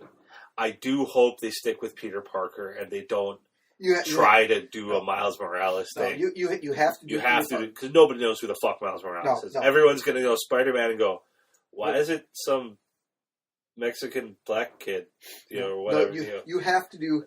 It's Spider-Man's a white kid. Why is he like Latino now? I don't get this. No, Peter Parker. It has to be Peter Parker. Yeah, exactly. There is no other option. It has to be Peter Parker. Yeah. Miles Morales only worked in the Ultimate Universe because there were like 150 issues with Peter Parker first. Yeah. Then they introduced Miles Morales. Not just issues, like different series. Yeah. So. Yeah, and I saw that it's they got the guy Drew Goddard, who is doing Daredevil, to be the writer and director of what will be at the moment unofficially Spectacular Spider-Man. Fantastic. Yep. And I like the fact that they can keep going to these different Spider-Man titles because those have been in use in the comics. Yep. They all work. Amazing Spider-Man, Spectacular Spider-Man, perfectly fine. Yep. And it'll be good. I'm excited to see him in Civil War. And the next reboot will be Your Friendly Neighborhood Spider-Man. There will never be another reboot at this point. There will never be another reboot. Just like Marvel said, we're never going to see Tony Stark back in a cave building his first suit. Yep. We're never going to reboot that. We're done rebooting this crap. And I don't want to see anything more than a 10-minute sequence in film of Spider-Man. Spider-Man becoming Spider-Man. All they need is a little bit of narration. Yep. Or flashback. Yep. And that's it. Or just just a little bit of dialogue explaining this or that, or all of it's the 6 months ago, I got bitten by a radioactive spider. Yeah. And through a cruel turn of events, my Uncle Ben was killed, and blah, blah, blah, this and that. Yeah, well, and you know what? 5 minutes worth of dialogue. Done. But and all that stuff can come. I don't even know when they're going to do that. Because, and maybe the intro to Spider-Man is all done throughout these first couple appearances he makes. Maybe. And once you get to his standalone movie in 2017, it's just Spider-Man. Well, because why would you have him appear in Civil War? Well, but now that would be weird to have that as his origin, unless they find a way to make it his origin. Well, here's the problem: is the first appearance Peter Parker or Spider-Man? They haven't said. Well, outside of they said Spider-Man is going to will appear before his standalone movie, and then they said will appear in Civil War. Right. Spider-Man, they said, will appear in Civil War. Maybe it's... All right, here we go. Maybe for whatever reason, in Civil War, Tony Stark goes and visits Oscorp. Okay? Yeah. Whatever reason, part of the story, whatever, maybe because in Civil War, Tony Stark sides with the government. Mm-hmm. Maybe Stark Industries and Oscorp is teaming up for a government project. Yeah. Whatever. Yeah. Fucking Tony Stark is, walking through the lab or whatever. Hey, look, in the background, there's a high school, group of high school kids taking a tour. Yeah. And one of them, with a camera, yeah, kind of shakes his hand like he just got bit by something. Yeah, something like that would be fantastic. Or following Tony Stark, pan over, and as he kind of walks by, the camera stops. Yeah. On a young Peter Parker. Yeah. Who's got his camera, and he's taking pictures of Norman Osborn and Tony Stark. Yeah. Click, click, exactly. Click, click. He gets bit. Yeah. Something. Yeah. There's so many opportunities for something like that. And that's it. You don't have to say the character's name. Yep. You don't have to show them again. Yep. But you see... You know who that is. That is the second... That is the impetus Spider-Man. Yep. That would be fine. I'd be good with that. Yeah. You know, and then when the Spider-Man movie comes up, that's part of the initial narration or whatever. Or even remember like in The Incredible Hulk? The opening credit sequence shows the history of Bruce Banner becoming the Hulk. Yep. You know, similar thing. He was already the Incredible Hulk, though, in the movie. He was already the Incredible Hulk when it started. Yeah. You know, maybe it's the same thing in the Spider-Man movie. They show the footage from Civil War of him getting bit. Mm-hmm. You know, he's like, it was the most important day of my life. Yeah. You know, it's the day I met Tony Stark and Norman Osborn. Yeah. And it's also the day I became Spider-Man. Yep. You know, and it's just a little bit of da-da-da-da-da, gets you up to speed. Yep. You know, it's like in comic books, that first page, they Yeah. have a little bit of an introduction and get you up to speed, and then you get into your story. Yep. And I'm okay with him still being in high school. Absolutely. Yeah, it's It okay. has It to be. works. He's a junior in high school or something. Or maybe even just in college. But No, I think Marvel has said we're doing the high school which is fine, but he needs to stay a student. Yeah. Yeah. Yeah, keep him he's a junior or a senior in high school. Yep. Perfectly fine. You know, and that's okay because that works for his level of character. Mm-hmm. That would be why it would be weird getting him in with everybody else. Yep. You know, he wouldn't quite fit in. And it would be okay to only have him in a little bit of the movie. And the thing, too, is when you look back in the history of Spider-Man, he's never been a team guy. No. He's a reserve Avenger kind of thing. But he's never been a full-time... Because he is Peter Parker. Yeah. And when he has to be, he's Spider-Man. He's Spider-Man. Yeah. You know, it's not the other way around. He is not a full-time superhero. That is not who he is and what he does. Captain America is a full-time superhero. Yeah, well, that's his job. That's his life. That is his job. That is his life. He's a grown-up. Pretty much. I mean, Peter Parker still has to study for his test on Thursday. Exactly. You know? Exactly. And that's, the grounded, real aspect of Marvel, comes to life there. Yeah. So, but good things to come. And we're not even going to talk about Fantastic Four until we've seen the movie. Because there's going to be nothing good said. Nope. All we can hope for is surprise. If it's good. Yeah. Anything better than horrible abomination is a upswing. Wait, there's nothing wrong with the Abomination from Incredible Hulk. They'll bring him back. Tim Roth. Yeah. Well, I told you this earlier this season on Agents of S.H.I.E.L.D. Phil Coulson mentioned Emil Blonsky. Yep. Yeah. I would love to see him back. Back as Tim Roth. They found a way to revert him. Yeah, so he can go. He goes back and forth like Banner does. That would be good. Because Tim Roth is awesome. I'm just putzing around online here, and I found a link. It's a picture. It's from behind, but Mel Gibson's back in first image from this movie called Bloodfather. Can't really see much, but Mel Gibson looks ripped. He's got some arms on him. Yeah. But it looks like this will be his first attempt to get him back to a leading role. It's a thriller about an ex-con who reunites with his estranged 16-year-old daughter to protect her from drug dealers who are trying to kill her. This is like the new thing for aging actors.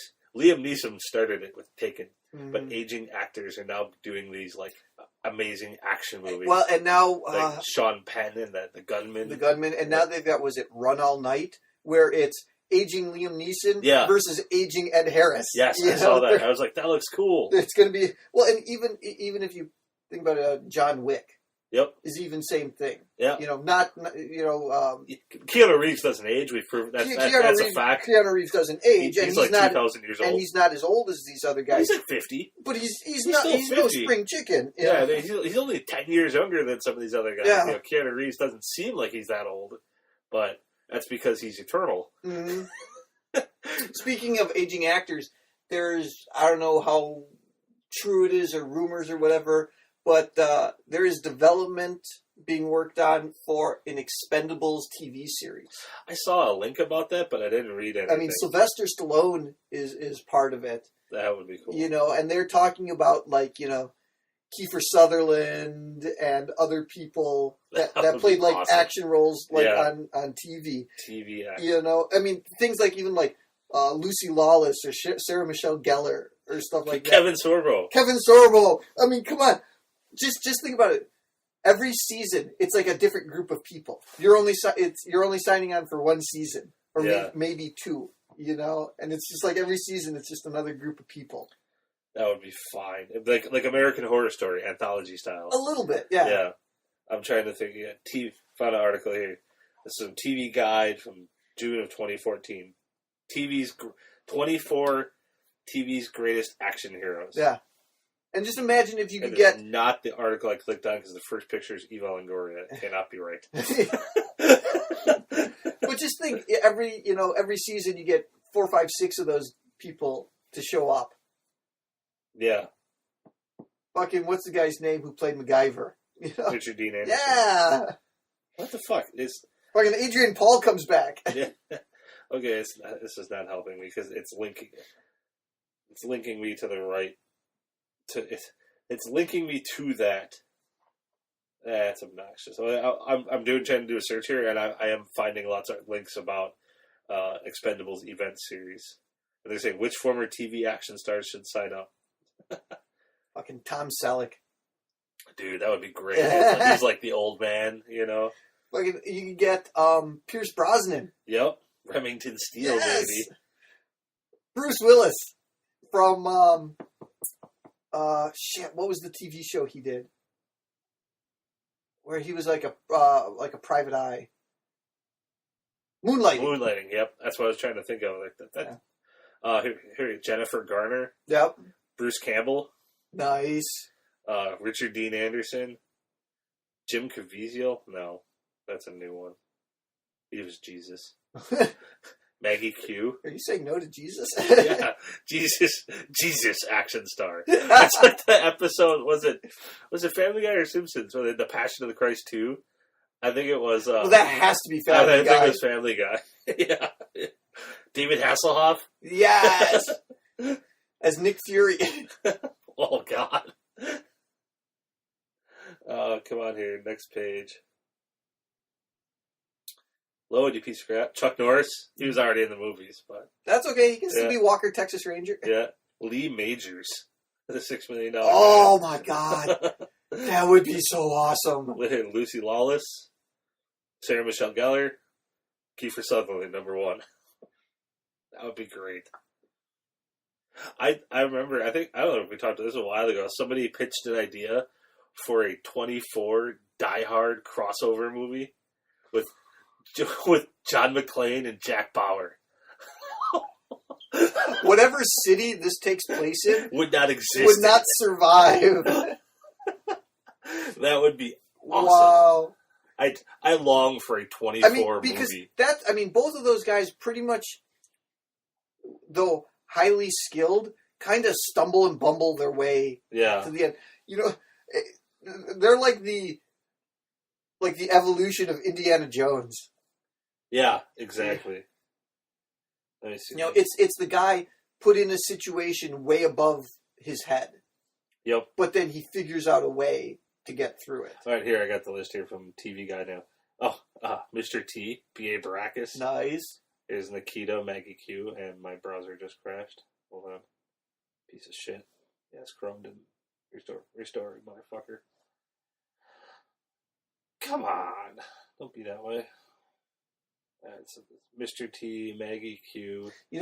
I liked James West. No. I liked the original Nikita TV show from like the 90s. La Femme Nikita, Peter Wilson. Oh, I loved that show. That show was spectacular. The show was really cool at the time. The Pretender.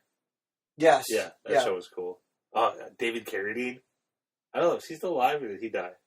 Like Kill Bill? Yeah. David Carradine? Oh, yeah, he did. Yeah, that's what he hung himself while jacking off. Oh, that's right. Yeah. Awful.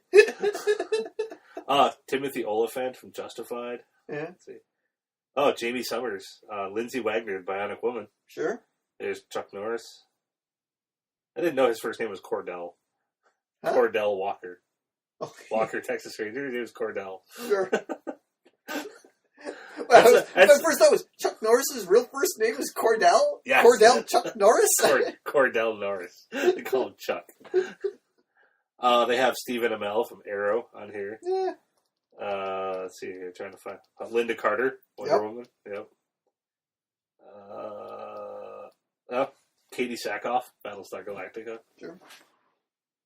Anybody from NCIS? No. Michonne from Walking Dead. That's not like new stuff on here. I want old stuff. Yeah. Jensen Ackles from Supernatural. No. There's Jennifer Gardner again. Here you go. Lee Majors, $6 Million Man. That would be spectacular. Richard Dean Anderson. I love this picture. He's holding a fucking missile. Well, yeah. I mean, come on. Adam West. As like the boss. Oh, Adam West and like Tom Selleck as like Sarah Michelle Gellar. Number one on this list too is Jack Bauer, Kiefer Sutherland. That would be excellent. I always loved back when the Chuck Norris facts were super popular. Somebody did. I loved the Chuck Norris facts, man. Like I printed them all out. I had like a binder of like all of them, but they did like Jack Bauer ones too. And the only one I ever remember is one of my favorite ones is Jack Bauer's favorite color is violet because it sounds like violence. My favorite was when they had, was it the Best Damn Sports Show? Yeah. They had Chuck Norris on, and Yeah. they had Chuck Norris reading Chuck Norris facts. Yeah. Well, he was cool with them Yeah. because Chuck Norris, he's like, you know what? It gave him an opportunity to talk about himself and like his faith, and like he had like a book he was putting out at the time. So he was like, I don't care. Like, yeah, he came on like Leno and Letterman and whatever. Wow. He bought into it, and that was great. And that, yes. It made it better. At that point, it kind of played itself out though, but they were good.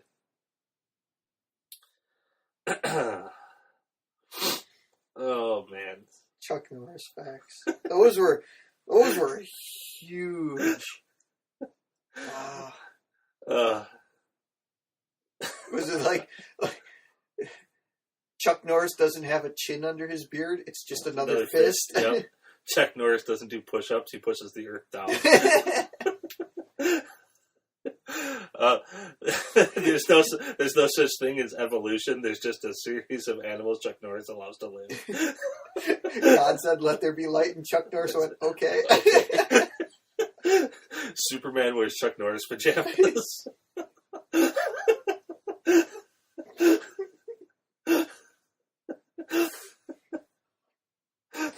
Man, that's just good stuff. So, The Breakfast Club is getting a remastered theatrical release for its 30th anniversary. I was really worried what the letters coming after were going to be when you said remastered. I was going to say a reboot or a remake. Throw something at you. Could you imagine a reboot of The Breakfast Club? No. Oh. It'd be all... Yeah, it's called like American Pie or fucking Van Wilder. It'd be a bunch of stoners. No, it'd be all like hipster dudes. Yeah, yeah. No, but I mean, Breakfast Club is. I mean, we've talked about American Pie. Yep. And how that speaks to us because we're of that age when that movie came out. That is the exact age I was. And there is a certain group of people that were the exact age when The Breakfast Club came out, and that just speaks to them. Yep. And, and it is, they knew those people. And they knew those things. And that's the movie of the 80s. Ours is the movie of the 90s, American Pie. What's the movie of the 2000s? I don't even know. But I don't even know. It's like, like the 70s. It's like Animal House and Fast Times at Ridgemont High and stuff like that. And then, your 80s is your Breakfast Club and whatever. Your late 90s is your American Pie. What's the 2000s? I don't even know. Is there anything? Twilight? Rapey vampires. Yay. All right, here we go. We're going to go Google, what's the Breakfast Club of the 2000s? top teen movies of the 2000s. Oop, not the 200s. Okay, the definitive ranking of 2000s teen movies by BuzzFeed. All right. Okay, that's on backwards. We'll start with number 1. Or here, we'll start at number 10. Okay. A Cinderella Story. Starring Hilary Duff and Chad Michael Murray from 2014. All right, number 9, A Walk to Remember. That's that Mandy Moore movie. Yeah, Mandy Moore, Shane West. Number 8, Juno. Okay. That was 2007. A long time ago. Holy Was that shit. Ellen Page? Yeah. Right. Angus. Thongs and Perfect Snogging. That is not an American film. Nope. I know by the word snogging and Angus. 6, Mean Girls. Maybe Mean Girls. 5, Freaky Friday. No, because that one's been redone like Yeah. half a dozen times. Number 4, In Education. Don't even know what that is. 2009. A schoolgirl whose life changes when she starts a relationship with an older man. Another rapey story. Number 3, Just My Luck. Never Starring Lindsay Lohan and Chris Pine. All right. I'm going with Mean Girls. I Number think. 2 is 13 Going on 30. Jennifer Garner. Yeah. Yeah. Number 1, Sisterhood of the Traveling Pants. No. 2005. No, because that's a older women movie. I think Mean Girls might be where it's at. Mean Girls. Oh, here, I'm gonna Mean Girls, or because it's the teenager high school. Well, we have. I'll just start going at 11. Like Save the Last Dance, The Princess Diaries, John Tucker Must Die. You know what? High School Musical. Lizzie McGuire movie, Crossroads, The Perfect Man, Step Up, Wild Child, Bring It On, Raise Your Voice, New York Minute, The Girl Next Door, A Prince and Me, Aquamarine, She's the Man, 17 Again, What a Girl Wants, Confessions of a Teenage Drama Queen, and Cheaper by the Dozen. Yeah, because here I'm looking at. Yeah, I found an IMDb. This is Wikipedia list. It's a list of teen films. Okay. Mm-hmm. Now, all right. So I'm going to roll through some of these. These are from the 90s. All right. These are movies that like you and I would equate. Okay. Okay, from the 90s. This is 90s. All right. So here we go. Don't Tell Mom the Babysitter's Dead. I see. All right. Bill and Ted's Bogus Journey. Okay. Encino Man. Yeah. Dazed and Confused. Clueless. Hackers. Oh, Hackers is spectacular. Scream. Yep. I Know What You Did Last Summer. Yep. Scream 2. Wild Things. Never seen Wild Things. You should see that movie. Urban Legend. There's Kevin Bacon in that. Kevin Bacon's Bacon is in that, but it's offset by Denise Richards. Urban Legend. I Know What You Did Last Summer. Urban Legend. I Know What You Did Last Summer. 10 Things I Hate About You. I love 10 Things I Hate About You. That movie's great. American Pie. Yep. I always like this one with Detroit Rock City. You ever see that one with No, I know of it. Edward Furlong? And that's a good movie. It takes place in the 70s, but there are a bunch of kids who are trying to go to a Kiss concert. Kiss concert, yeah. She's All That, Varsity Blues, American Beauty. All of those were like high school movies of our time. Then you get the 2000s here. And Twilight Saga is in here. Some of these I don't even fucking know. I Love You, Beth Cooper, 17 Again, Bring It On. Yeah, another Cinderella Story. Nick and Nora's Infinite Playlist. Yeah. Bring It On Again. Final Destination 3? Really? There's a lot of American Pie straight-to-video movies on this list. The Mean Girls, 2004. I don't know, American Wedding doesn't count. American Pie 2, no. Princess Diaries. Not another teen movie. Oh, it's in 2001. But yeah, see, that's where they start to get past us. Yeah. You know? Well, not another teen movie, just a parody of all the... I know. Yeah. 2010s, Easy A. That's Emma Stone. Yep. Hunger Games. 21 Jump Street. 21 Jump Street is not a teen movie. But see, 21 Jump Street plays to two different crowds, though. It plays to today's teenager and ours. Because the two main characters are our age, trying to pretend they're teenagers today. And it's terrifying. But see, that's what 21 Jump Street works on, like, multiple levels. Because they're our age, not understanding kids of today. Wow. Like, that's one of my favorite scenes is when they're first going to school, and he's like, "There's your jocks, and there's your goths." I don't even know what those are. What the hell are they? And he's like, yeah, man. It's like all the nerdy, like crunchy kids are cool now, and like all the jocks and stuff. No, he's like, I'm so confused. And I remember watching that, going, "Oh my god, that makes so much sense." Yeah. I get that. Yeah. I relate to that. Yes, exactly. That's what I'm saying. But 21 Jump Street works on like both levels.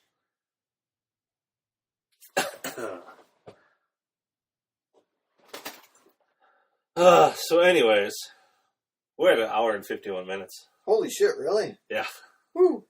That Marvel conversation just chewed up time. Yes, it did eat up a lot of time, but that's good though. See, content. Mm-hmm. Content.